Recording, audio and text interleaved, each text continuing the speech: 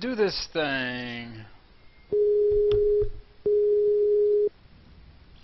Hey, how's it going, buddy? Hey, Bryce, how are you? Doing pretty good. How about yourself? I'm doing fantastic. That's good. How's this last week treated you? You been doing any ladder? A little bit, like just not really. Mainly just been practicing with AUG members. We have like scheduled practice now, so kind of been catching up on that. And yeah, tearing up the SGL Invitational. I was pretty happy about that. Nice. Good to hear. Well, I'll tell you what. This week we're talking about ZVT, and we're trying to focus a little bit on 2-racks if possible. And Okay. I gotta tell you, right now, the way I've been playing, I feel like Zerg versus Terran is just fucking impossible. I just cannot win. I can't win anything, and it's really killing me. Yeah, Zerg vs. Terran has gotten much harder with like the introduction of this 2-racks opening, just because, you know, it can be played one of two ways. They can play it like seriously just all in pressure, but at the same time, it's almost harder that if they don't just all in pressure, because they still add a ton of pressure early on.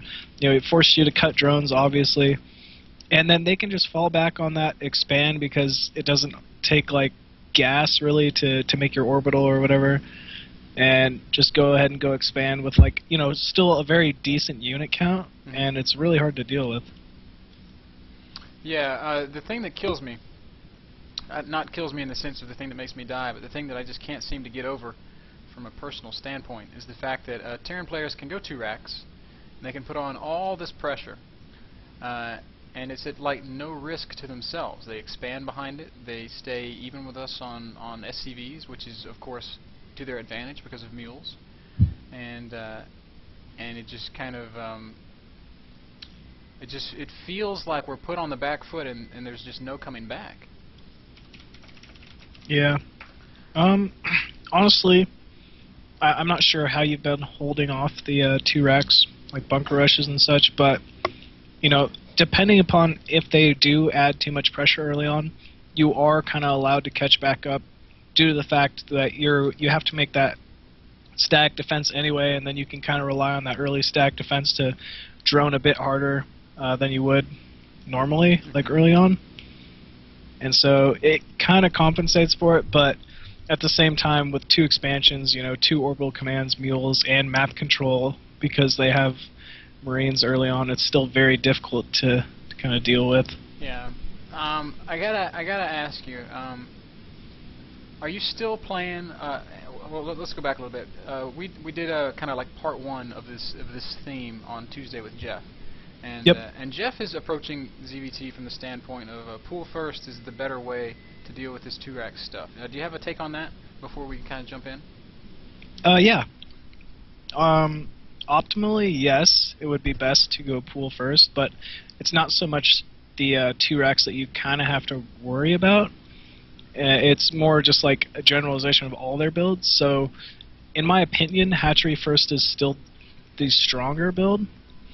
But against 2-racks openings, personally, yes, it would be best to go ahead, secure map control, because that's exactly what 2-racks is trying to accomplish early on, and then get your, you know, Baneling Nest up, and then, well, expand, then go Baneling Nest, and go from there.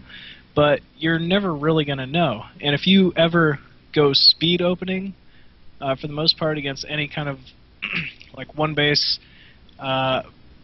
you know, like Banshee or something, speed openings delay your tech enough to where you shouldn't really be able to deal with those sort of tech builds. Like, you won't be able to deal with them efficiently. Like, if you ever open on Lost Temple with speed and they go Thor drop, you're just dead. Like, there's nothing you can do. Yeah.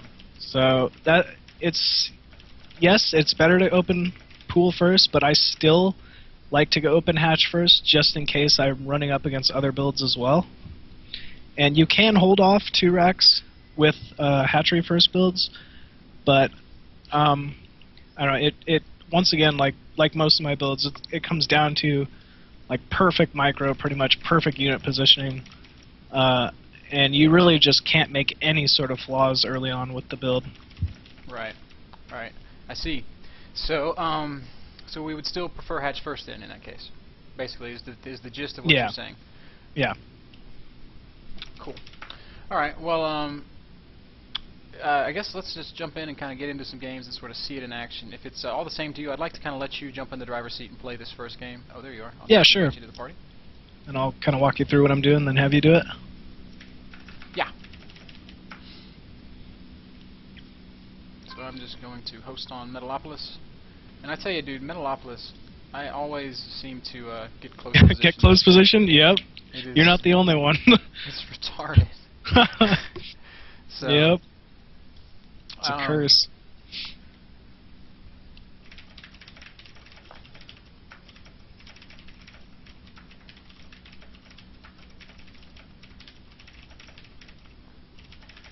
Alright, so I'm just telling him exactly what our focus is so that he doesn't open 3 fat Blue Flame Hellions. Like last time? Yeah. Stargate openings?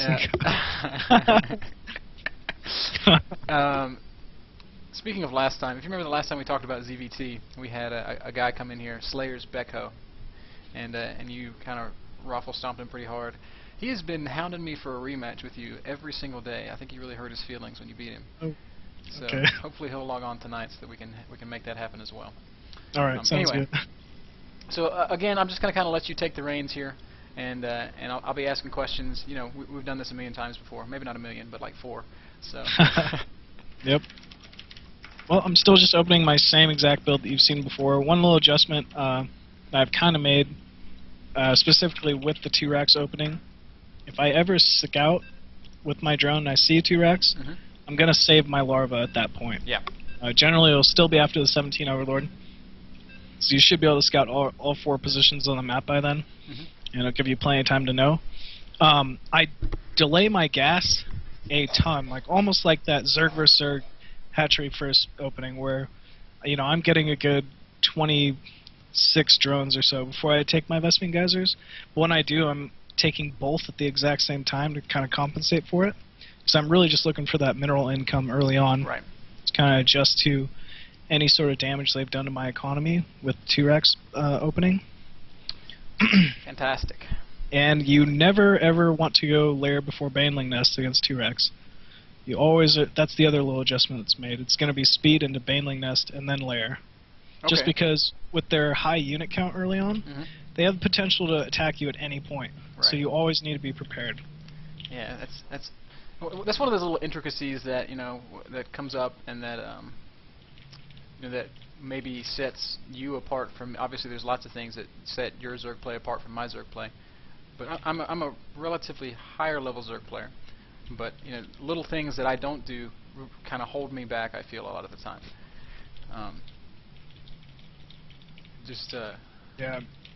Like I guess to make another example, like I sometimes I coach platinum level, gold level guys, and today I was coaching a guy, and I would have loved to have said to him, all right, don't make any Banes until Terran pushes. But if he adheres to that, he doesn't necessarily have the APM or the reaction time or the game sense to morph those Banes, and the push comes there and it kills him. So we're telling him to get him a little bit preemptively. Yeah. I've started doing that as well, actually. Yeah. Yeah, I just tell people generally like 4 Banelings or so, if microed properly, you can hold off pretty sizable Marine force, or at least put them into bad positioning. So, yeah, I generally just start telling most of my students to just have about 4 Banelings or so. Yeah, definitely better to have them than to not have them. Yep.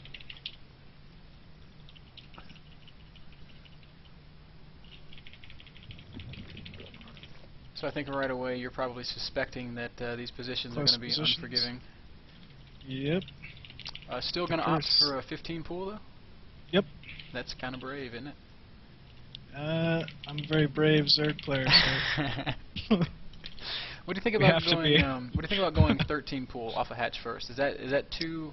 No, you cut too many drones. You're when you're trying to initially hold off the bunker rush, you're kind of expected to lose a few drones, and so I kind of use that as like a reasoning to go ahead and just keep getting them. Like, at least get those initial few, like, knowing that later on I'm probably going to lose 2 drones or so here, Right. just trying to hold off or delay this bunker rush before my spine crawlers get up. So I'm going to go ahead and send some drones out. I'm pretty sure because it's close positioning, he should be making some sort of an effort to pressure me here. Yeah. He's not showing anything too soon, so... Oh. I'm trying to sneak that drone out of there. It didn't work.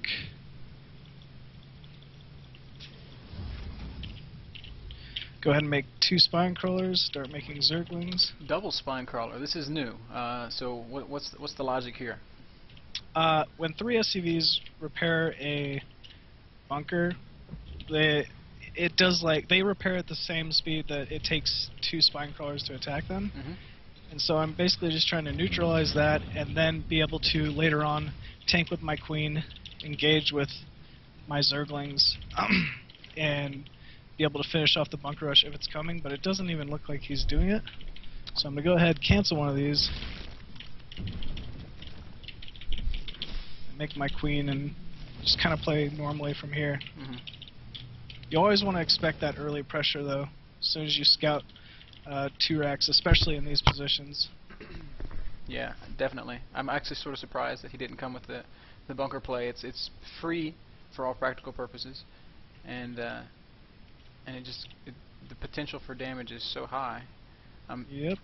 But he has backed off. So what is our next move? We're saving up for speed. I need to know if he's going expansion or if he's like just doing some sort of an all-in, and that's gonna let me know he's going all-in, or at least some sort of extremely heavy pressure here early on. Yeah, Marauders are pretty good. Yeah, Marauders, like that tech lab kind of shows me everything. So I'm gonna go ahead and pull this queen to my natural. Started that second spine crawler.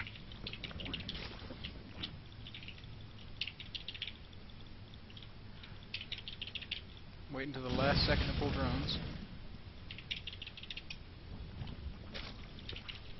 14 lings coming.